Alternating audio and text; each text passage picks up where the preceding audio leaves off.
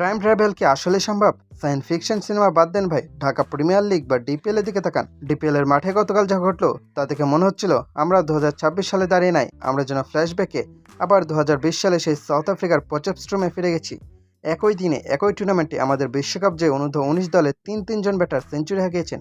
Tanzid Hasan Tamim century, Shahadat Hossain Dipu century, Tawhid Hridoy তিনিও century.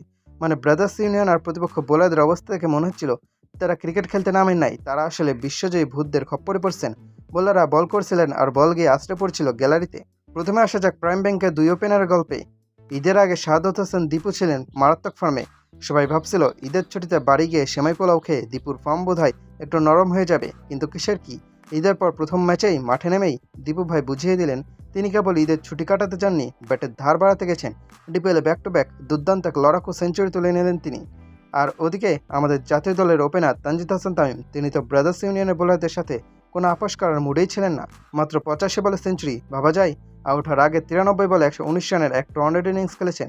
5টা ছক্কার 13টা চার। তামিম আর দীপু মিলে ওপেনিং জুটিতেই তুলে ফেললেন 210 রান। ব্রাদার্স ইউনিয়নের বোলাররা তখন ফিল্ডারদের বলছিলেন, ভাই তোরা বাউন্ডারি লাইনে দাঁড়াই একই লাভ, গ্যালারি দর্শকদের বল কুড়াই দিতে হয়। ওপেনাররা তো ম্যাচ ওড়ালেন, কিন্তু দুপুরের ওই তীব্র গরম আর খরতাপের মধ্যে যিনি আসল ধৈর্য পরীক্ষা দিলেন তিনি আমাদের তাহিদ হৃদয়। ঢাকা লিগের মাঠের যে গরম, সেখানে সাধারণ মানুষ 5 মিনিট দাঁড়িয়ে থাকলে ঘামতে ঘামতে শেষ হয়ে যায়, আর সেখানে প্রায় 3 ঘন্টা ক্রিজে টিকে থেকে তীব্র উত্তাপকে বুড়ো আঙ্গুল দেখে লড়াকু এক সেঞ্চুরি তুলে নিলেন হৃদয়। হৃদয়ের ব্যাটিং দেখে মনে হচ্ছিল কলিজার ভেতর এসে ফিট করে মাঠে নেমেছেন। মাথা একদম বরফ শীতল, বোলাররা স্লেজিং করছে, গরম মাথা নষ্ট করতে চাইছে, কিন্তু হৃদয়ের ব্যাটের নিচে এসে সব গরম যেন একদম পানি হয়ে যাচ্ছিল। তবে এই সেঞ্চুরি টাইমিংটা খেয়াল করছেন, সামনেই কিন্তু অস্ট্রেলিয়ার বিপক্ষে হাই ভোল্টেজ সিরিজ, আর অস্ট্রেলিয়া সিরিজের ঠিক আগ মুহূর্তে তাহিদ হৃদয়ের এই ফর্ম নিশ্চিতভাবে বাংলাদেশ দলের ড্রেসিং রুমে একটা দারুণ পজিটিভ বার্তা দিচ্ছে। অস্ট্রেলিয়ানরা নিশ্চয়ই ডিপিএল এর স্কোর কার্ড দেখে অলরেডি প্ল্যান করা শুরু করে দিয়েছে হৃদয়কে কিভাবে থামানো যায়। তবে হ্যাঁ, আসলে দেখার বিষয় হলো মূল সিরিজে অজি পেসারদের গতির সামনে হৃদয় কেমন করেন।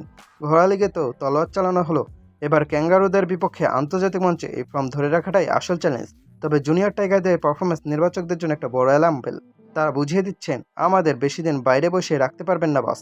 দিন শেষে একটা কথা পরিষ্কার, বাংলাদেশ ক্রিকেটের বর্তমানে ভবিষ্যৎ যাই বলুন না কেন, এই 2020 অনূর্ধ্ব 19 বিশ্বকাপ যে ব্যাচটাই কিন্তু আমাদের সবচেয়ে বড় সম্পদ। তারা যখন ফর্মে থাকে তখন ক্রিকেট দেখতে সত্যি দারুণ লাগে। তামিম, দীপু আর হৃদয়ের ট্রিপল সেঞ্চুরি ডিপিএলকে এক অন্য মাত্রায় নিয়ে গেছে।